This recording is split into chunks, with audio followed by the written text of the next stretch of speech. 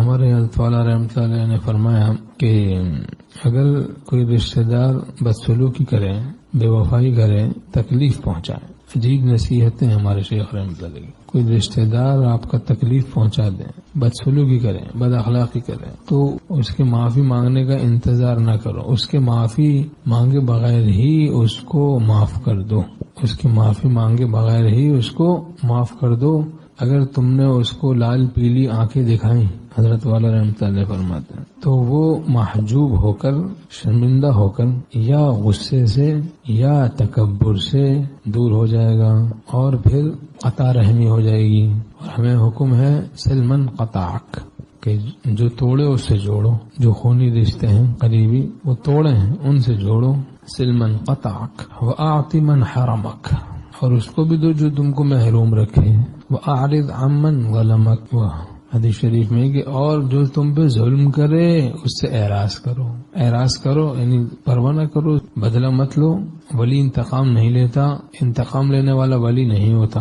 من ينظر الى مجار القضاء لا يفني ايامه بمخاصمة الناس ويقول لا تثريب عليكم اليوم۔ حضرت حکیم الامت تھانوی رحمۃ اللہ فرماتے جس کی نظر مجار القضاء جہاں سے فیصلے جاری ہوتے ہیں وہاں ہوتی ہے، وہ لوگوں کے جھگڑوں میں اپنے اوقات کو برباد نہیں کرتا، وہ وہی معاملہ کرتا ہے جو حضرت یوسف علیہ السلام نے اپنے بھائیوں کے ساتھ کیا کہ فرمایا لا تثریب علیکم اليوم، آج تم پر کوئی الزام نہیں، بس معاف کر دیا۔ اور اس قدر تکلیف سے گزرے، سخت تکلیفوں سے گزرے، لیکن دیکھیں اتنے آسانی کے ساتھ حضرت یوسف علیہ السلام نے معاف فرما دیا، اپنے بھائیوں سے درگزر فرما دیا۔ وقد احسن بی اذ اخرجنی من السجن، اور نعمتوں پر نظر رکھے ہوئے ہیں کہ اس پروردگار نے مجھے قید سے نجات عطا کی۔ وقد احسن بی اذ اخرجنی من السجن وجاء بکم من البدو، کہ آپ لوگوں کو دیہات سے یہاں لے آیا، والدین کو ان کے حضرت یوسف علیہ السلام کے پاس پہنچا دیا۔ وقد احسن بی اذ اخرجنی من السجن وجاء بکم من البدو من بعد ان نزغ الشیطان بینی و بین اخوتی، اور میرے بھائیوں کے درمیان میں شیطان نے فساد ڈال دیا تھا،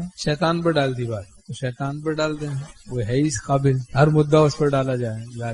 تو جو توڑے اس سے جوڑو، لیکن ایسا جوڑ نہ ہو جس سے اللہ کے ساتھ توڑ ہو جائے، اللہ کے ساتھ تعلق کمزور ہو۔ یہ نہیں کہ برے دوستوں سے جوڑیں، خامخواہ جوڑیں، تو تعلق وہاں توڑنا ہے، غیر سے تعلق کو توڑو۔ حکیم الامت تھانوی رحمۃ اللہ فرماتے اللہ سے جوڑو، تو خونی رشتے ہیں ان سے جوڑنا ہے اپنے دین کی حفاظت کے ساتھ۔ یہ نہیں کہ اس طرح سے خلاف شرع کاموں میں شریک ہو رہی، بے پردگی ہے جناب، طرح بے حیائی ہو رہی ہے، گانے باجے ہو رہے ہیں، نافرمانیوں میں شریک ہو گئے، آتش بازی ہو رہی ہے، دعوتیں ہو رہی ہیں، مرد عورتوں کا اختلاط ہو رہا ہے، مووی بن رہی ہے، تصویر کشی چل رہی ہے، اس طریقے سے اس میں شرکت کر کے کہتے ہیں وہ یہ صلہ رحمی کر رہے ہیں، یہ نہ ہو۔ لا يجوز الحضور عند مجلس فيه المحظور، جہاں نافرمانی ہو وہاں تو ٹھہرنا جائز نہیں ہے۔ لا طاعت لمخلوق فی معصیت الخالق، خالق کی معصیت میں مخلوق کی طاعت نہیں، خالق کی معصیت میں مخلوق کی طاعت نہیں ہے۔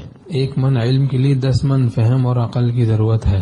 لا يدخل الجنت قاطع، حدیث شریف میں کہ قطع رحمی کرنے والا جنت میں داخل نہیں ہوگا، اس پر سخت وعید ہے قطع رحمی۔ اور بہت سارے جھگڑوں کا سبب علم صحیح نہ ہونا ہے۔ علامہ آلوسی سید محمود بغدادی رحمۃ اللہ فرماتے ہیں واتقوا اللہ الذی تسالون بہ والارحام، کہ رشتوں کے حقوق کی ادائیگی کے لیے بھی اللہ سے ڈرنے کا حکم ہے۔ اور ارحام سے مراد علامہ آلوسی رحمۃ اللہ فرماتے ہیں الاقرباء من جہت النسب ومن جہت النساء، اپنے قریبی رشتہ دار اور بیوی کے بھی جو قریبی رشتہ دار ہیں وہ اس میں داخل ہیں خونی رشتوں میں، اور ایسے ہی بیوی کے لیے جو شوہر کے والدین ہیں ان کا بھی ایسے حق ہے۔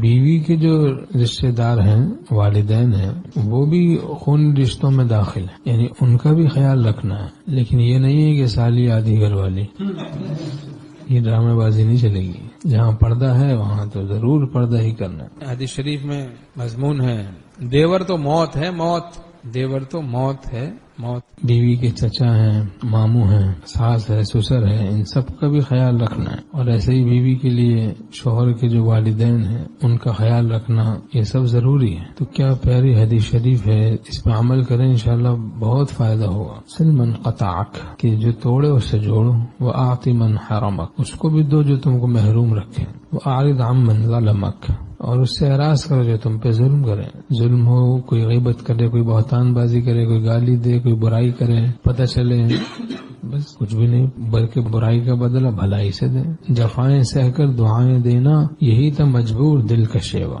زمانہ گزرا اسی طرح سے تمہارے در پر دل حزین کا. صلہ رحمی سے حدیث شریف میں مضمون ہے، عمر میں برکت ہوتی، مال میں بھی برکت ہوتی.